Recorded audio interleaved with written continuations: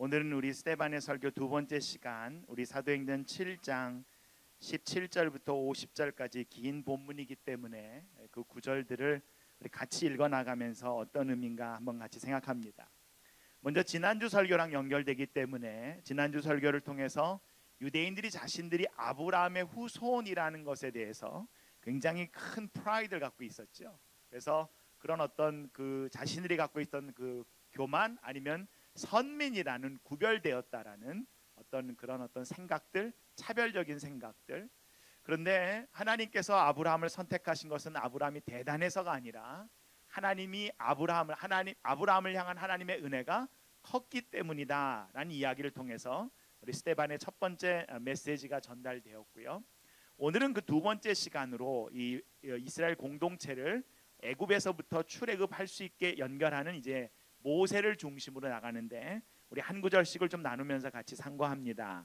우리 먼저 17절 말씀 우리 같이 읽을까요? 우리 17절 같이 읽습니다. 하나님이 아브라함에게 약속한 때가 가까움에 이스라엘 백성이 애굽에서 번성하여 많아졌더니, 우리가 성경을 읽을 때 그 상황들을 우리가 이해도 하고 그 상황들을 우리가 파악도 하지만 그 상황 속에서 하나님의 약속은 어떻게 움직이고 하나님은 무엇을 우리가 놓치지 않기를 원하시는가가 굉장히 중요해요. 이 성경의 기자는 바로 이 말씀이라는 수단을 통하여 저와 여러분이 하나님을 만나기를 원하거든요. 오늘 여기 보시면 아브라함이 대단했던 것은 그가 하나님의 은혜 가운데 있었고 그것을 믿었지만 하나님의 약속을 믿었지만 약속이 실체화되지는 않았다고요. 그죠? 그의 삶에서 약속이 실체화되지는 않았어요. 그런데 오늘 보니까 하나님이 아브라함에게 약속한 때가 가까움에 이렇게 됐어요. 이 때가 가까운 겁니다. 때가 가까워요. 이 때가 가깝지만 이 때가 가까운지 안 가까운지 우리가 어떻게 알 수 있을까요? 이게 참 쉽지 않아요. 우리가 어느 정도 시간이 정해졌다. 예를 들어서 코로나가 한 달 후에는 완전히 끝납니다 라고 딱 결정이 되면 한 달 결정 우리가 좀 버텨보지 이렇게 되는데, 계속해서 방송을 통하여 코로나가 얼마나 갈지 모르겠습니다. 가을에 다시 2차 이런 어떤 팬데믹 사태가 올 수 있고 이번에 지나간다 해도 이런 일들이 3년마다 계속해서 반복된답니다. 자꾸 이런 얘기를 들으면 여러분 마음속에 위로가 되어 두려움이 앞섭니까? 두려움이 앞섭니다. 두려움이 앞서요. 여러분 삶에서 나름대로의 삶의 경험이 있고 내가 어떤 지식이 있고 전문적인 삶에서의 어떤 역할과 어떤 과정들이 있다 그래도 이 두려움이 우리의 마음을 지배하기 시작하면 그 사람이 평소에 하지 않던 선택을 하게 됩니다. 약속한 때가 가까웠다고요. 가까웠는데 어떤 문제가 발생하느냐? 약속한 때가 가까운 것은 하나님이 일하시는 거지만 이 약속이 보이지 않잖아요. 약속은. 하지만 이스라엘 백성들이 애굽 땅에서 많아지게 되니까 18절 같이 읽습니다. 요셉을 알지 못하는 새 임금이 애굽 왕위에 오르매, 지금까지는 이 이스라엘 자손들에 대한 어떤 페이버를 주다가 왕조가 바뀌었어요. 그래서 이 힉소스족이 이 애굽을 갖다가 주전 1750년부터 1550년까지 이 터키 지역에 있는 힉소스족이 내려와 가지고 애굽 북쪽을 치거든요. 그래서 이 땅을 갖다 다스려요. 이 터키 족속들도 다 셈족과 같은 연결이다 보니까 셈족의 후손인 이 히브리 민족도 같은 베네핏과 혜택을 받다가 이 남쪽에 있던 이집트의 본토베기들이 이 힉소스족을 치고 나가서 신왕조가 한 1550년부터 다시 시작됩니다. 그러니까 애굽 안에 이 왕조가 바뀐 거예요. 그래서 요셉을 알지 못하는 새 임금이라는 것은 너무 시간이 오래돼서 모른다는 개념이 아니라 이 시스템이 완전히 바뀐 겁니다. 지금까지는 우리가 사람을 만나야 됐고 이런 어떤 과정의 시스템이었어요. 근데 이번에 코로나를 통하여 언택이라는 말을 많이 쓰고요, 비대면이라는 말을 쓰기 시작합니다. 그렇죠? 이 시스템이 바뀝니다. 만약에 이 시스템들이 바뀔 때 우리가 그 전의 경험을 그대로 고수하고 지나가게 되면 어떻게 돼요? 고사되게 됩니다. 미국 안에 있는 가장 잘 나가던 기업도 30년이 지나갔을 때 그 중에 30%도 남지 않아요. 바뀝니다. 시간에 따라서 그런 어떤 상황에 따라서 어떤 변화들이 일어나요. 변화들이. 그래서 우리도 이 변화에 어떤 생각을 가져야 되는가?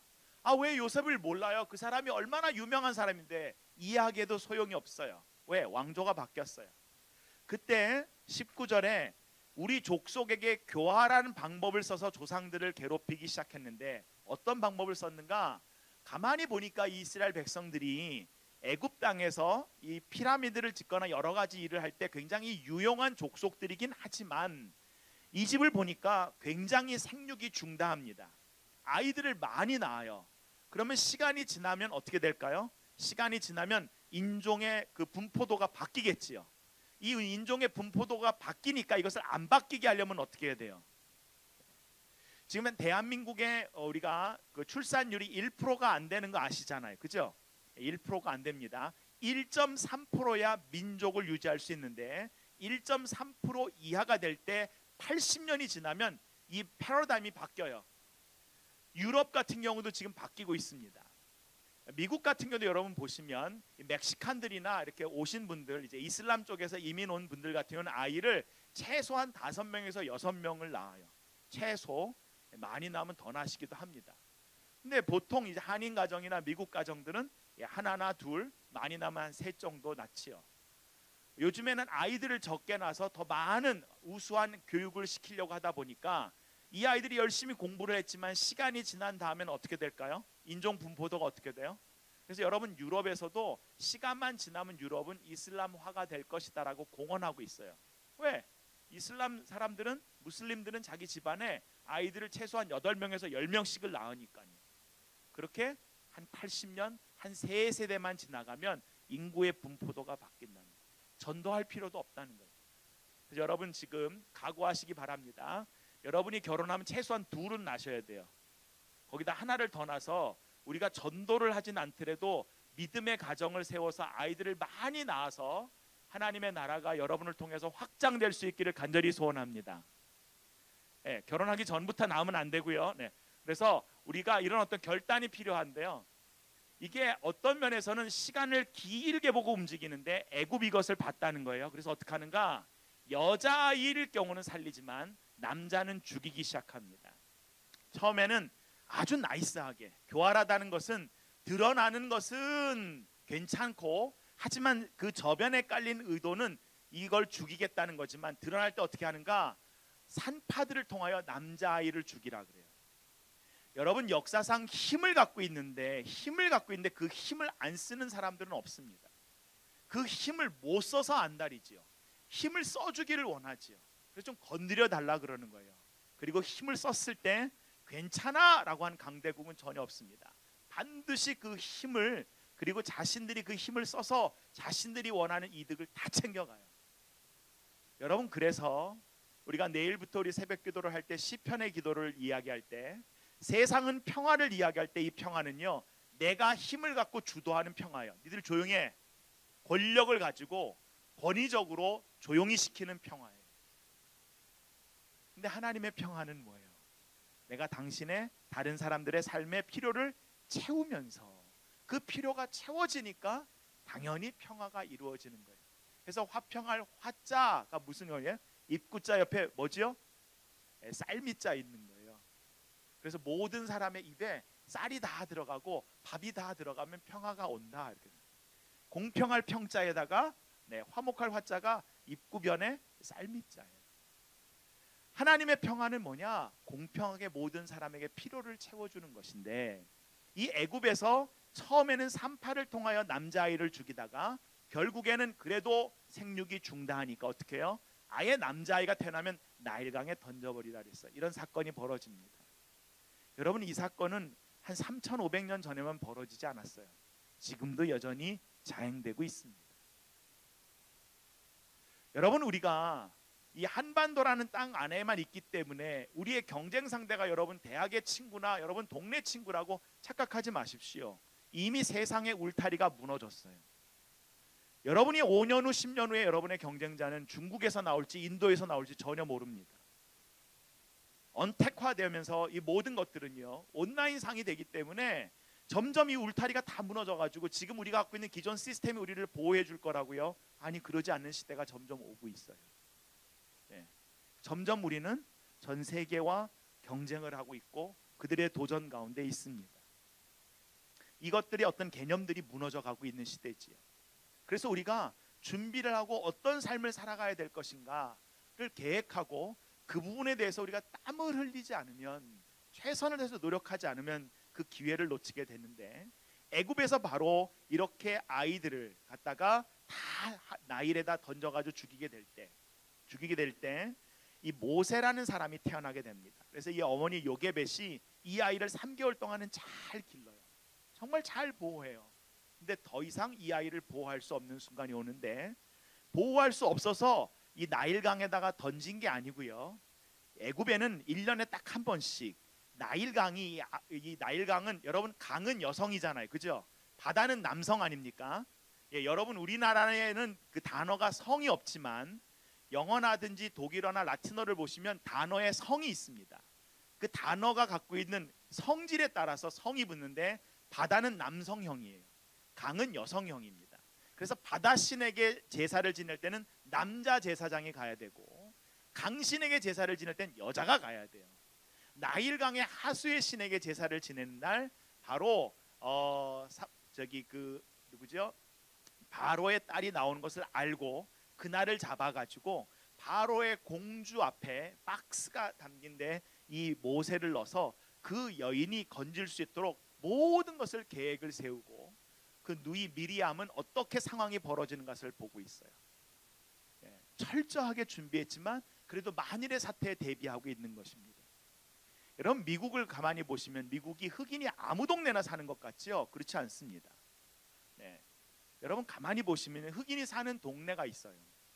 왜냐하면 거기에 살아야 베네핏을 받을 수 있게끔 해놨어요. 사회 시스템이. 스트리트 하나를 딱 두고요, 길을 갖다가 딱 하나 두고 이 길을 딱 넘어가는 순간부터 여기는 완전 집들이 무너져 가는데, 길을 하나 딱 넘는 순간부터 여기서부터는 길이 멀티 밀리언이들이 사는 집으로 완전히 바뀌는 것을 여러분 만약 미국에 가셔서 동네를 보시면 보시게 돼요. 같은 도시 안에 사는데 전혀 섹트가 달라요. 흑인들이 이쪽 동네에서 살면서 자녀를 낳으면 자녀당 혜택금이 있어요. 그런데 만약에 이 흑인이 나름대로 성공해서 여기서 이 길을 하나 넘어가는 순간부터 그가 지금까지 받았던 베네핏은 다 포기하고 새로운 삶을 시작하겠다는 결단이 일어나는 거예요. 나에게 주어질 모든 차별은 다 감당하고 가겠다라는 결단을 한다라는 거지. 세상은 그냥 움직이는 것 같지만 그렇지 않아요. 우리 한국도 저는 마찬가지라고 생각해요. 그냥 움직이는 것 같지만 그렇지 않습니다.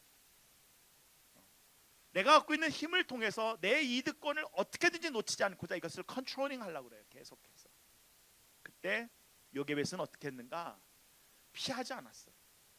피하는 것 대신에 가장 나를 힘들게 하고 나를 무겁게 하고 나를 어렵게 하는 그 중심에다가 내 생명과 같은 이 아들을 거기다 던지는 거죠.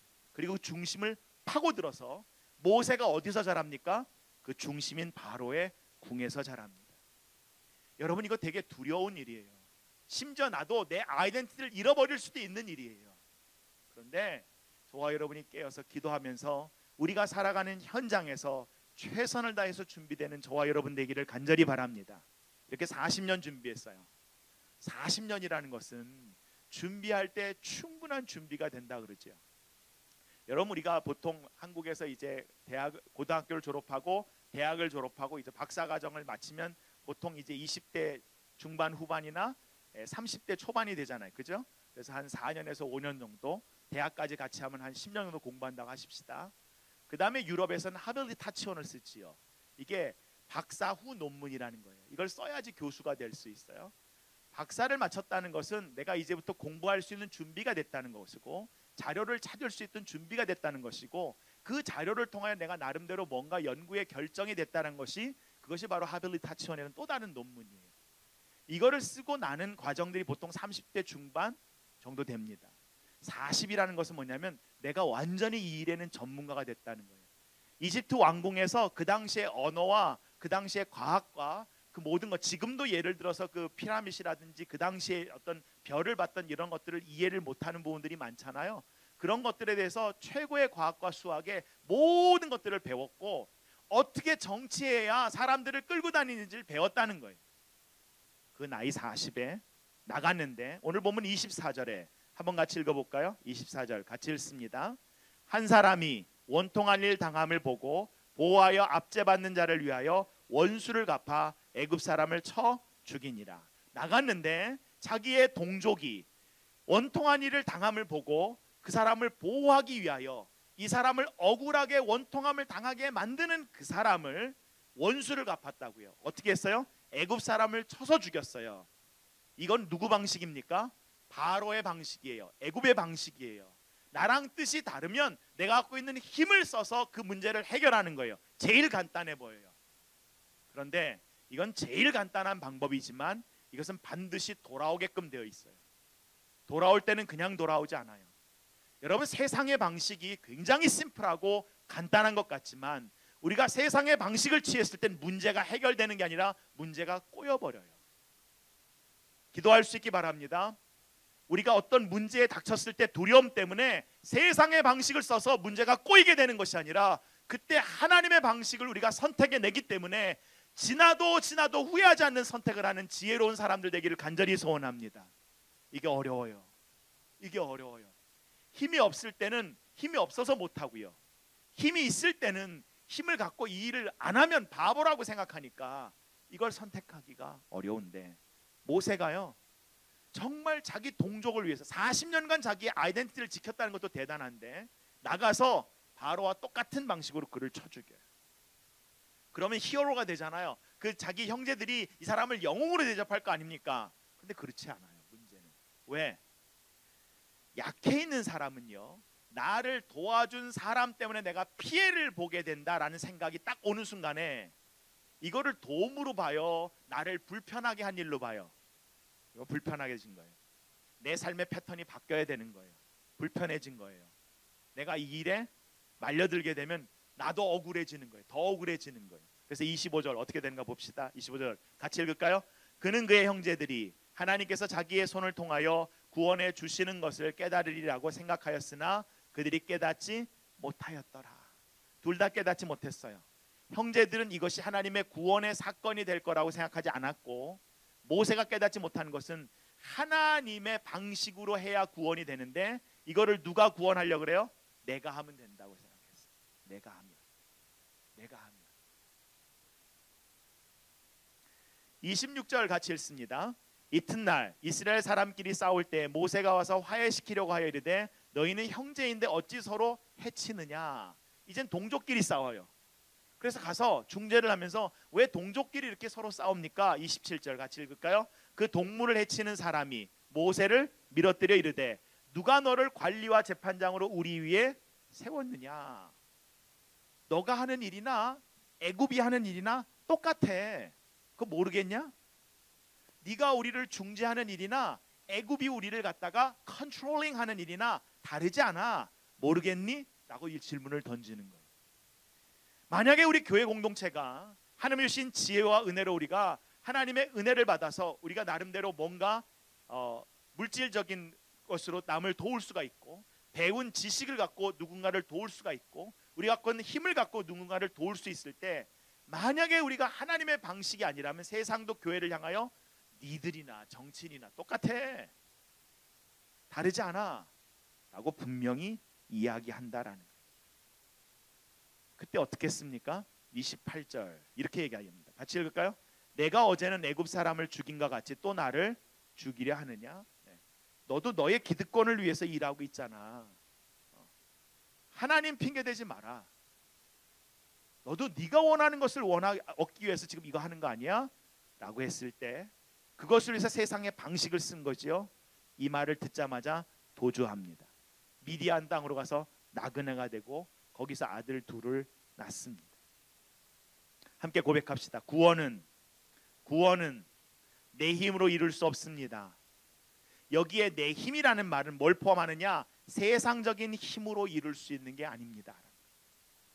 여러분, 역사상 팍스라는 말을 썼어요. 평화거든요. 이 팍스가 주도하는 것은 힘으로 평화를 주도하는 거예요. 팍스라는 말을 쓴 나라들마다 기울어지기 시작했습니다. 여러분, 미국이란 나라가 전 세계 50% 이상의 군사력과 부를 가지고 있습니다. 지금도 중국과 미국은 만약에 전쟁이 벌어지면 전혀 게임이 되지 않습니다. 여러분, 우리가 미국을 우습게 알아서 그렇죠. 미국 어마어마한 나라입니다. 지금도. 그런데 앞으로도 그럴까요? 아닙니다. 저는 앞으로도 그럴 거라고 생각하지 않습니다. 이거 주도권 넘어가는데 그리 오래 걸리지 않습니다. 그래서 지금 미국이 그러는 거예요. 자기들도 이 주도권이 넘어가고 있다는 것을 아는 거예요. 팍스 로마나라는 말을 로마가 썼을 때 자신들이 1600km라는 길을 깔아가지고 북아프리카부터 전 유럽과 이쪽 그 아시아, 동부 아시아, 서부 아시아죠, 중동 지역까지 그들의 모든 영향력을 미쳤던 모든 그 도로를 통하여 이민족이 로마까지 치고 들어옵니다. 내가 힘을 갖고 있을 땐 길을 깔면 그 힘의 영향력이 퍼져나갔어요. 우리가 거룩한 영향력을 갖고 있을 때는 우리가 깔아놓은 길을 통하여 그 거룩한 영향력이 세상으로 갑니다. 그런데요, 우리가 계속해서 거룩한 영향력을 갖고 가기가 어려워요. 왜? 우리도 안정되는 것을 원하거든요. 안정되는 것을 원하거든요. 우리도 쉽게 신앙생활을 하기를 원하거든요. 그런데 그렇게 생각이 고착화되는 순간 어떤 일이 벌어지는가?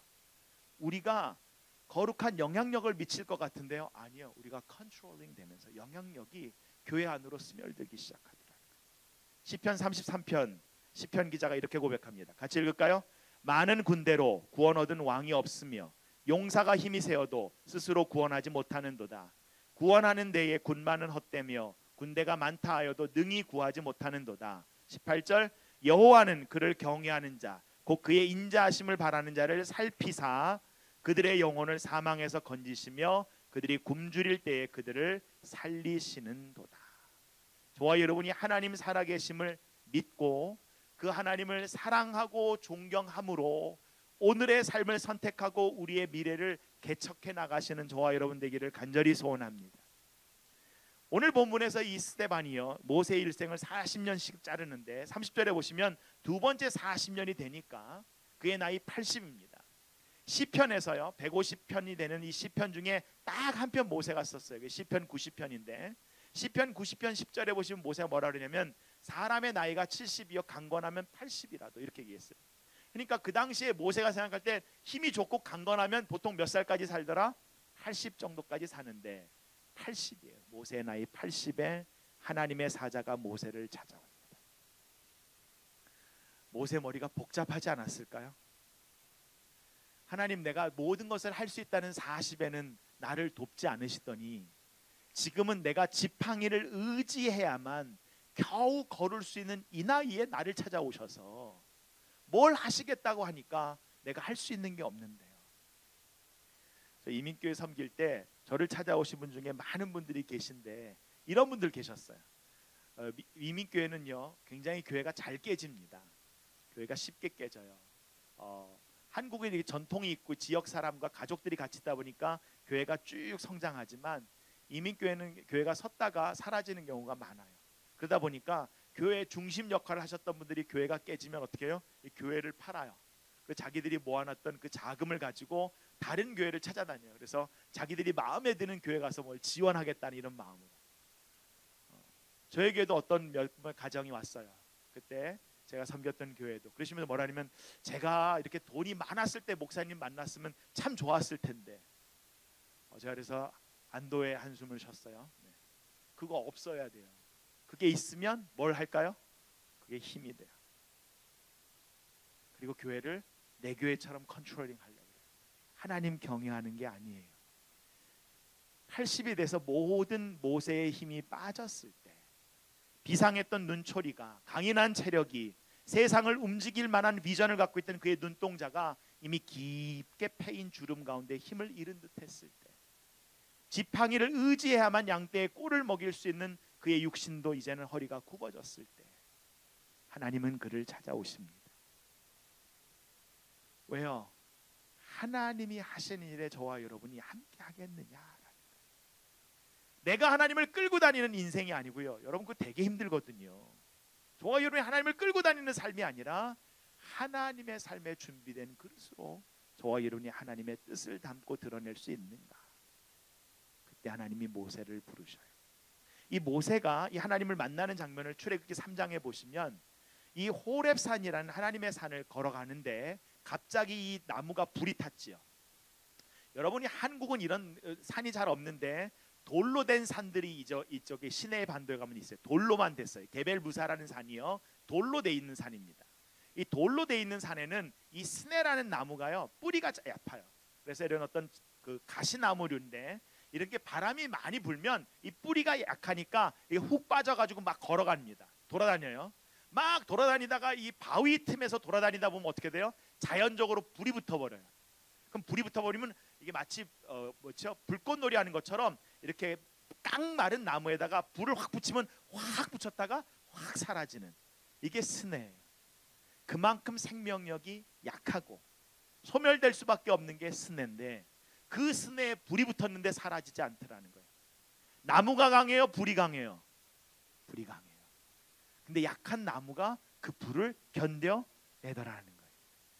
지금 그 불을 견디는 이스라엘 상징도 하지만 하나님이 이 모세를 어떻게 사용하시려고 하는가를 우리한테 보여주십니다.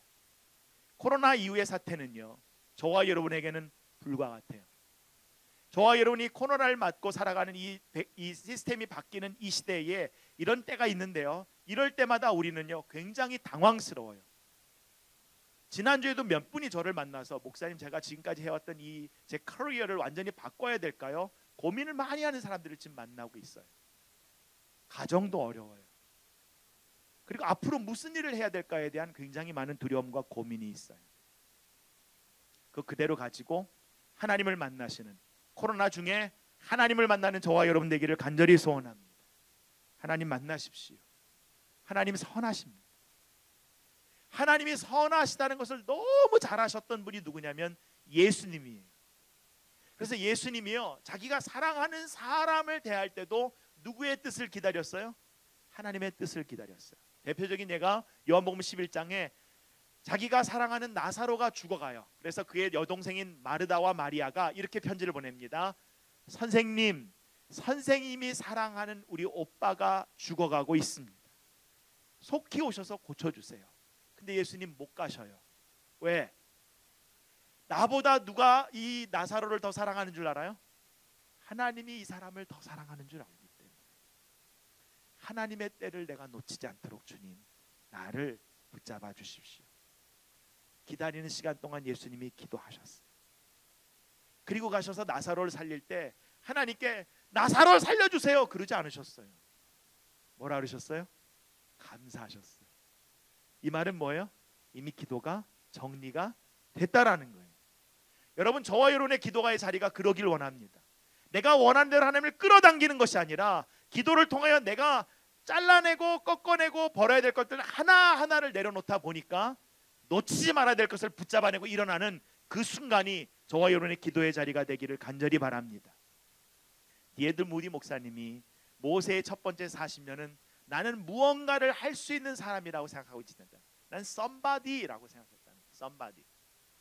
근데 그 다음 40년은 나는 아무것도 할 수 없는 nobody라고 생각했다는 거죠.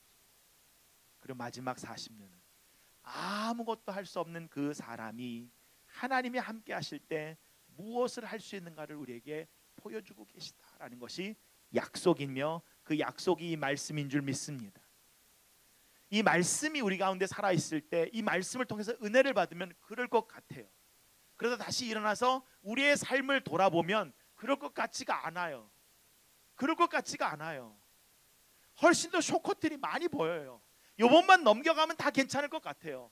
요번만 넘어가면 내가 뭔가 바뀔 것 같아요. 다시 새롭게 뭔가 할 것 같아요. 아니요, 그렇지 않습니다. 우리를 잘 알잖아요, 저와 여러분이. 미안하지만 저와 여러분이 깨질 때, 저와 여러분이 부끄러워질 때 더더욱 우리 삶에서는 그 상처가 되고 그리고 아픔이 되는 것이 능력이 되고 하나님의 약속이 되며 저와 여러분을 붙잡고 계신 하나님의 귀한 임재가 될 줄 믿습니다. 저와 여러분의 삶에서 어떤 일이 벌어졌다는 것 때문에 여러분 두려워하지 마십시오. 두려워하지 마십시오. 제가 그전에도 이야기 나눴죠. 어제도 어떤 분과 이제 상담을 했는데요. 목사님, 하나님의 뜻 때문에 이렇게 선택한 거 아닙니까? 라는 거예요. 맞아요. 근데 제가 질문을 던졌어요. 그게 하나님 뜻입니까? 그런 선택을 했을 때 본인이 이득이 될 거라고 생각해서 그런 선택을 하신 겁니까? 대답을 못 하셔요. 제가 이 질문을 드리는 것은 자매님을 힘들게 하려는 게 아니라 괜찮다라는 거예요. 그때 그 선택해서 살았으면 됐다고요. 괜찮아요. 근데 그것 때문에 지금 죽을 만큼 힘든 거 아닌가요? 그럼 이제는 바꿔야 되는 거죠. 바꾸려고 하니까 부끄럽다는 거예요. 사람들이 뭐라 그럴까 두렵다는 거예요. 그래서 이렇게 얘기했어요. 내가 다른 사람을 배려해서 다른 사람을 배려한 이타적인 것을 선택할 때 제일 중요한 것은 내가 철저히 이기적일 때 이타적일 수 있습니다. 이 말의 의미가 뭔지 아십니까? 여러분 비행기를 타면요 꼭 이야기할 때 설명을 하잖아요. 만약에 비행기의 난기류 때문에 창문이 깨지거나 해서 산소가 부족해서 위에서 산소 마스크가 떨어지면 옆에 있는 아이, 내 자녀가 이걸 쓰기 어려우니까 씌워주려고 하지 말고 먼저 내가 써야, 내가 호흡이 돼야, 내가 살아 있어야 옆에 사람을 씌워줄 수 있습니다.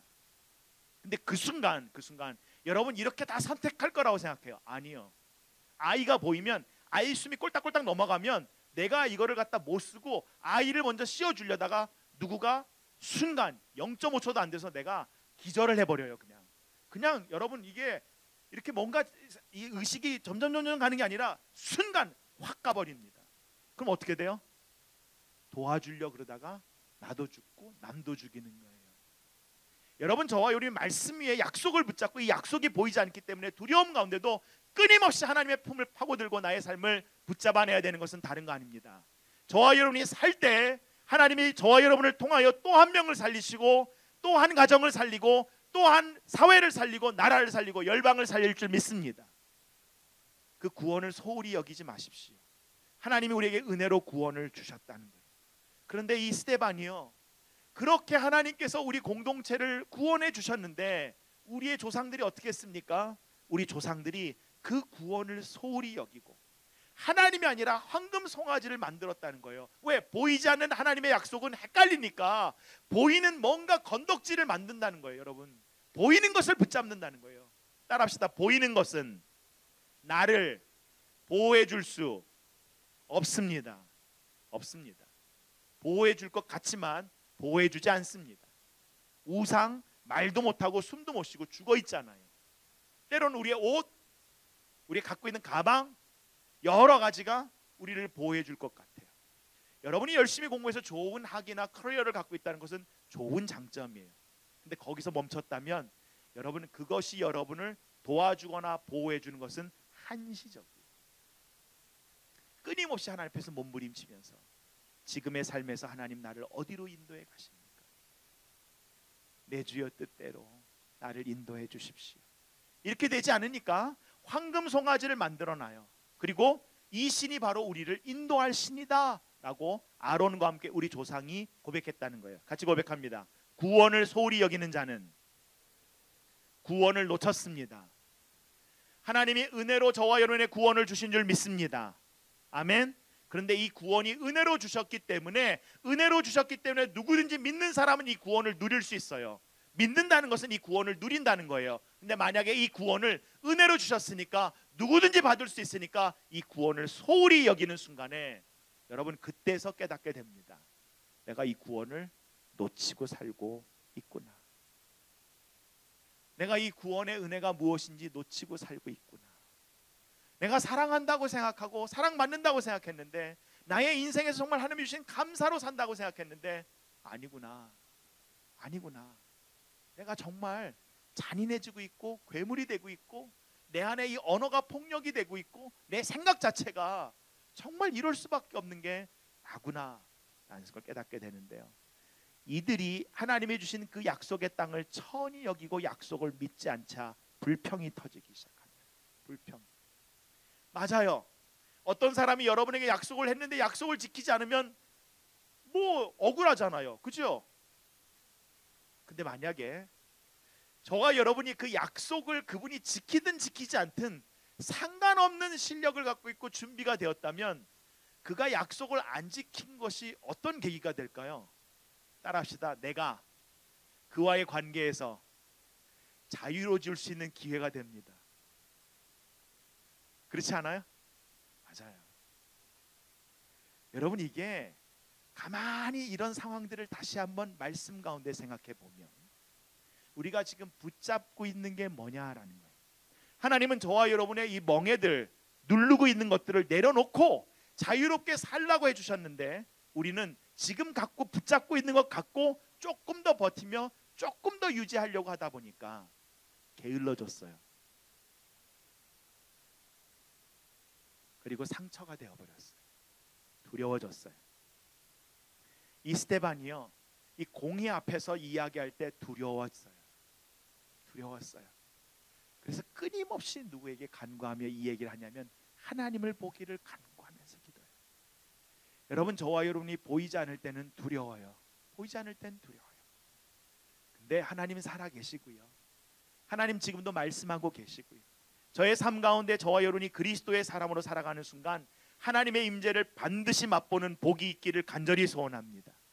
말씀을 우리가 느끼는 하나님도 있지만 여러분이 그 하나님을 실제로 나의 가까이 계신 그 하나님을 체험하는 순간이 있어요.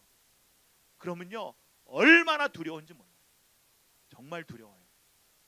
아, 하나님이 살아 계시는 분이구나. 정말 두려워요.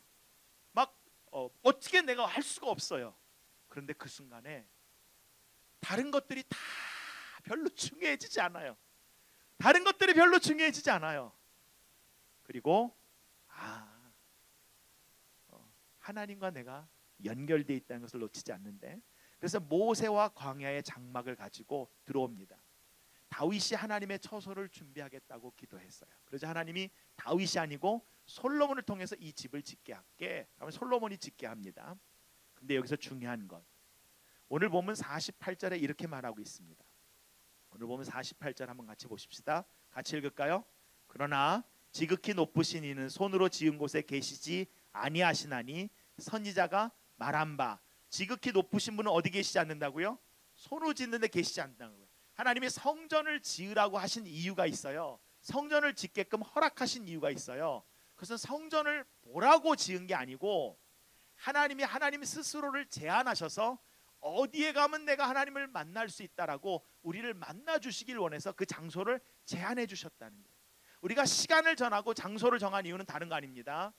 그 하나님의 임재를 맛보기 위하여, 만나기 위하여 이 공간과 이 시간을 우리가 정하고 함께 예배하는 줄 믿습니다.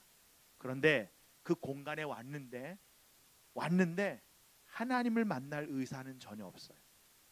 그렇다면 그 하나님이 스스로를 제안하실 이유가 뭘까요? 유대인들이 어떻게 했는가가 마태복음에 나오는데 23장에 이렇게 얘기합니다. 마태복음 23장 16절에 보시면 하나님께서 이 바리새인들과 교만한 율법학자들에게 이렇게 얘기했어요. 화 있을진저 눈먼 인도자여, 너희가 말하되 누구든지 성전으로 맹세하면 아무 일 없거니와 성전에 금으로 맹세하면 지킬지라 하는도다. 성전을 두고 맹세를 약속하면 지키지 않아도 된다는 거예요. 근데 성전에 금을 두고 맹세하면 금이니까 이거 꼭 지켜야 된다는 거예요. 두 번째 17절, 어리석은 맹인들아 어떤 것이 크냐, 금이냐 그 금을 거룩하게 하는 성전이냐. 여러분, 성전이 거룩한 이유는 이 성전 안에 계신 하나님 때문입니까? 아니면 이 건물 때문입니까? 하나님 때문. 보이지 않는 그 하나님 때문. 다윗의 이 성전을 짓겠다는 그 고백을 받으신 이유는 다른 것 때문이 아니라 다윗의 중심에 누가 계셨기 때문에, 하나님이 계셨기 때문에. 저와 여러분의 삶을 하나님이 받으시는 이유는 저와 여러분의 중심에 하나님이 계시기 때문인 줄 믿습니다. 여러분, 마음심자라는 한자를 한번 볼게요. 여러분, 마음심자 보십시다. 잘 아는 글자죠, 그죠? 네, 한문을 모르시는 분도 마음심자는 알잖아요. 이게 여러분 이제 갑골 문자에서 왔다는 거 아시죠? 이 중국어가.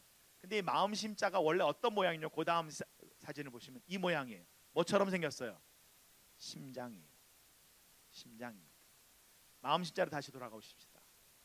네, 저게 물이 튀는 게 아니고요, 바로 혈관을 가리킵니다. 누군가 이 심장을 봤다면 그 사람은 뭐예요? 죽은 거예요. 누군가 그 사람의 마음이 드러났다면, 이게 산제사가 드리려면요, 산 사람의 심장은 지금도 여러분 보기 힘들지요. 수술실에 들어가나 볼 수 있죠.